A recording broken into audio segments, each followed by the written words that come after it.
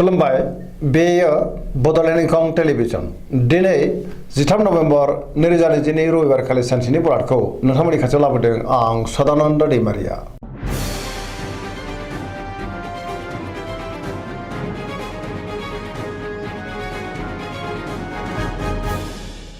सिगां फरायनो लादों मेष राशि गिबि हांखो अ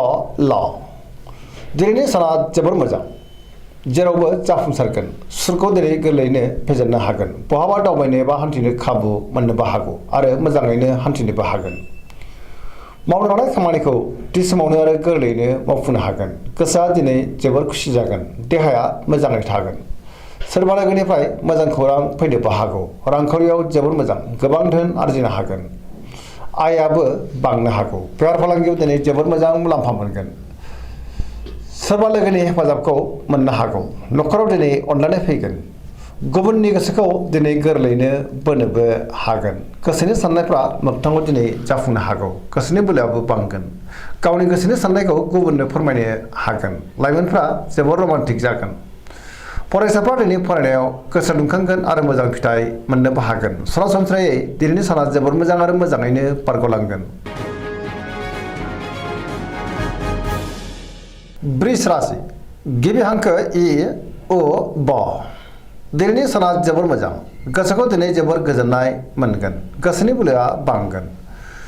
मावनो लानाय खामानिखौ थि समावनो आरो गोरलैयैनो मावफुंनोबो हागोन गियाननि आंखाल जानाय नङा समाजाव गोबां मान मोनगोन रांखावरियाव जोबोर मोजां बेफार फालांगियावबो जोबोर मोजां होनजायो गोबां धोन आरजिनो हागोन गुबुननि थाखाय गोबां मोजां खामानि मावनानै होनोबो हागोन न'खराव दिनै बिसि फिसायनि गेजेराव अनलायनाय फैगोन बिदा फंबायजों मोजां सोमोन्दो थागोन देहाया मोजाङैनो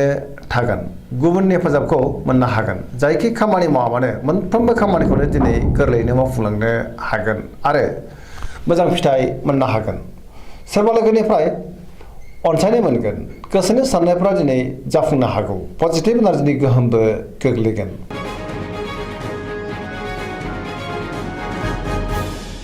मिथुन राशि गिबि हांखो क स दिनैनि साना मोजां आरो गाज्रिनि गेजेरजों बाबेरलांगोन नेगेटिभ एनार्जिनि गोहोम गोग्लैनो हागौ मोनफ्रोमबो बिथिङाव सांग्रां जानांगोन गियाननि आंखाल जानोबो हागौ गोसोआ दिनै जोबोर गुलाय गुजायबो जानो हागौ देहाया मोजाङै थागोन रांखावरियाव बारा मोजां नङा गोबां धोन खहाबो जानो हागौ बेफार फालांगियाव बारा मोजां नङा न'खराव अनलायनाय फैगोन समाजाव दिनै मान मोनगोन गोसोनि बोलोआ लोरबां जानो हागौ मावनो लानाय खामानिखौ थि समावनो मावफुंनो हागोन सोरबा लोगोनिफ्राय अनसायनायबो मोननो हागौ सोरजोंबा रायखोमा जानोबो हागौ सांग्रां जानाया गाहाम नेगेटिभ एनार्जिनि गोहोम गोग्लैनो हागौ गुबुनजों मोजां सोमोन्दो लाखिनो गोब्राब जागोन फरायसाफ्रा दिनै फरायनायाव गोसो दुंखांगोन आरो मोजां फिथाइ मोनगोन। कर्कट राशि गिबि हांखो ड ह दिनैनि साना जोबोर मोजां गोसोखौ दिनै जोबोर गोजोननाय मोनगोन बहाबा दावबायनो एबा हान्थिनो खाबुबो मोननो हागौ सोरबा लोगोजों बाख्नाय जानोबो हागौ गोसोनि साननायफ्रा दिनै मोगथाङाव जाफुंगोन गोसोआव पजिटिभ साननाय फैगोन गोथों आरो गोग्गो साननो रोंगोन गियाननि आंखाल जानाय नङा मावनो लानाय खामानिखौ थि समावनो आरो गोरलैयैनो मावफुंनोबो हागोन रांखावरियाव जोबोर मोजां बेफार फालांगियावबो दिनै जोबोर मोजां होनजायो न'खरावबो अनलायनाय फैगोन समाजाव मान मोनगोन देहाया मोजाङैनो थागोन गुबुननिफ्राय थोजासे हेफाजाब मोननो हागौ सोरजोंबा बाख्नाय जानोबो हागौ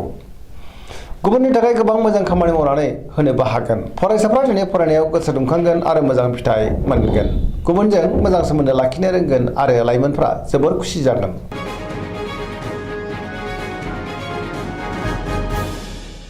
सिंह राशि गिबि हांखो म ट दिनैनि साना जोबोर मोजां गोसोआव पजिटिभ साननाय फैगोन गोथों आरो गोग्गो साननो रोंगोन गियाननि आंखाल जानाय नङा मावनो लानाय खामानिखौ थि समावनो आरो गोरलैयैनो मावफुंनोबो हागोन सिगांनि बबेबा आद्रा खामानिखौबो दिनै मावफुंनो हागोन सोरबा लोगोनिफ्राय थोजासे हेफाजाबबो मोननो हागोन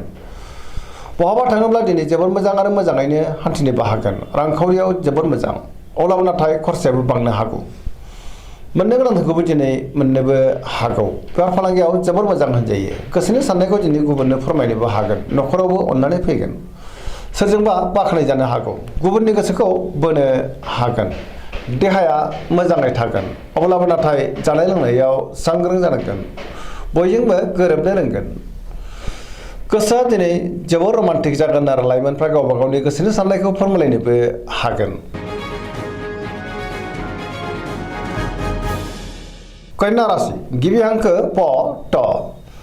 दिनैनि साना जोबोर मोजां बयजोंबो मोजां सोमोन्दो लाखिनोबो रोंगोन गोसोआव पजिटिभ साननाय फैगोन गोथों आरो गोग्गो साननो रोंगोन गियाननि आंखाल जानाय नङा रांखावरियाव मोजां अब्लाबो नाथाय खरसायाबो बांनो हागौ बेफार फालांगियाव मोजां होनजायो देहाया दिनै मोजाङैनो थागोन गोबां मुंदांखा सुबुंजों दिनै लोगो मोनज्लायनो हागौ न'खराव अनलायनाय फैगोन बिसि फिसायनि गेजेराव मोजां सोमोन्दो थागोन गोबां खामानियाव दिनै मुखुबबो थानो हागौ सोरजोंबा बाख्नाय जानोबो हागौ गोसोआ दिनै जोबोर खुसि जागोन पजिटिभ एनार्जिनि गोहोमबो गोग्लैगोन सेंग्रा सिख्लाफ्रा जोबोर रमान्टिक जागोन आरो गावबा गावनि गोसोनि साननायफोरखौ फोरमायलायनोबो हागोन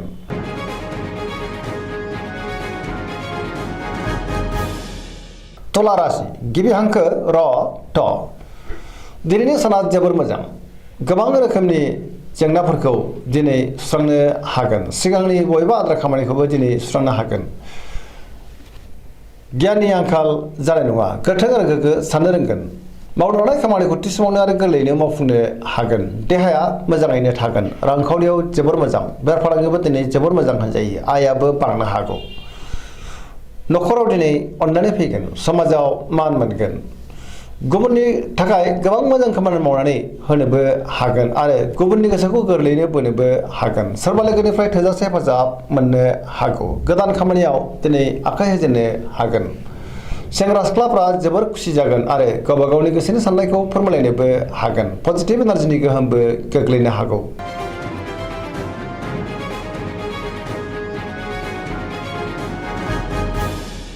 वृश्चिक राशि गिबि हांखो न स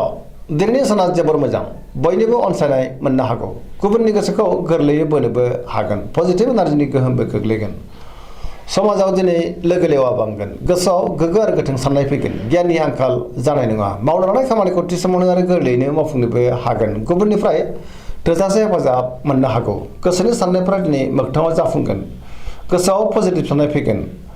गोसोनि बोलोआबो बांगोन समाजाव मान मोनगोन न'खराव दिनै अनलायनाय फैगोन रांखावरियाव जोबोर मोजां अब्लाबो नाथाय खरसायाबो बांनो हागौ बेफार फालांगियाव दिनै जोबोर मोजां मुलाम्फा मोनगोन देहाया दिनै मोजाङैनो थागोन गुबुननिफ्राय थोजासे हेफाजाब मोननो हागौ फरायसाफ्रा दिनै फरायनायाव गोसो दुंखांगोन आरो मोजां फिथाइ मोनगोन लाइमोनफ्रा जोबोर रमान्टिक जागोन आरो गावबा गावनि गोसोनि साननायखौ फोरमायलायनोबो हागोन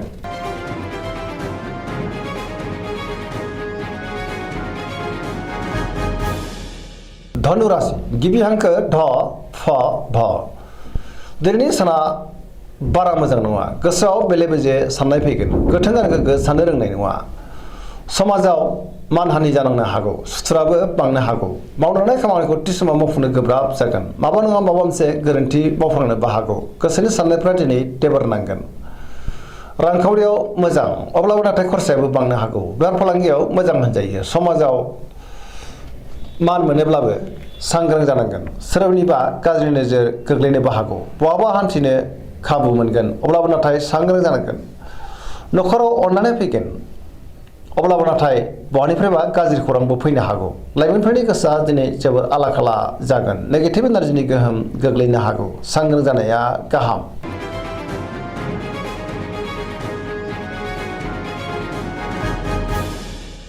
मकर राशि गिबि हांखो ख ज दिनैनि साना जोबोर मोजां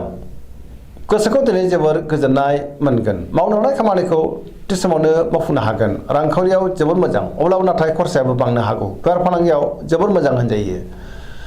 गुबुनजों मोजां सोमोन्दो लाखिनोबो रोंगोन गोदान खामानियाव आखाइ होजेननो हागोन न'खराव दिनै अननानै फैगोन बिदा फंबायनिफ्राय थोजासे हेफाजाब मोननो हागौ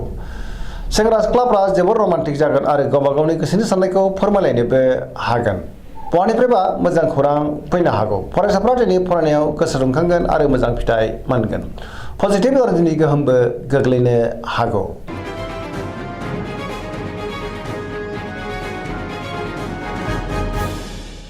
कुम्भ राशि गिबि हांखो ग स दिनैनि साना मोजां आरो गाज्रिनि गेजेरजों बाबेरलांगोन थार लोगोनि आंखालबो जानो हागौ गोसोखौ दिनै जोबोर गुलाय गुजाय मोनगोन मावलांनाय खामानिखौ थि समावनो मावफुंनो गोब्राब जागोन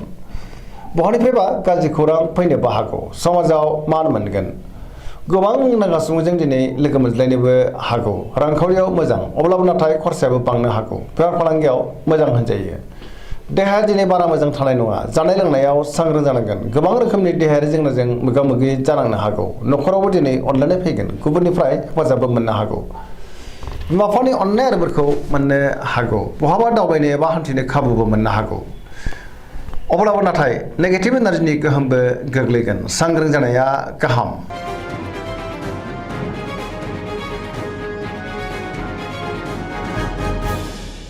मीन राशि गिबि हांखो ड स दिनैनि साना जोबोर मोजां गुबुननि थाखाय गोबां मोजां खामानि मावनानै होनोबो हागोन गोसोआव पजिटिभ साननाय फैगोन गोथों आरो गोग्गो साननो रोंगोन गियाननि आंखाल जानाय नङा गोसोनि बोलोआ बांगोन गावनि गोसोनि साननायखौ दिनै गुबुननो फोरमायनोबो हागोन देहाया मोजाङै थागोन रांखावरियाव जोबोर मोजां बेफार फालांगियावबो जोबोर मोजां होनजायो न'खरावबो दिनै अनलायनाय फैगोन सोरजोंबा बाख्नायजानोबो हागौ लाइमोनफोरनि गोसोआ दिनै जोबोर रमान्टिक जागोन आरो गावबा गावनि गोसोनि साननायखौ फोरमायलायनोबो हागोन फरायसाफ्रा दिनै फरायनायाव गोसो दुंखांगोन आरो मोजां फिथाइ मोनगोन सरासनस्रायै दिनै साना जोबोर मोजां आरो मोजाङैनो बारग'लांगोन दिनैनि राशि फरायनाया एसेनोसै जोबनायाव बेखौनो खावलायो जाहाथे नोंथांमोना सानफ्रामबो जोंनि बे बड'लेण्ड इंखं टेलिभिजनखौ नायबाय थायो आरो साबस्क्राइब खालामो लोगोसे लाइक खालामो आरो शेयार खालामो एसेनोसै गोजोन्थों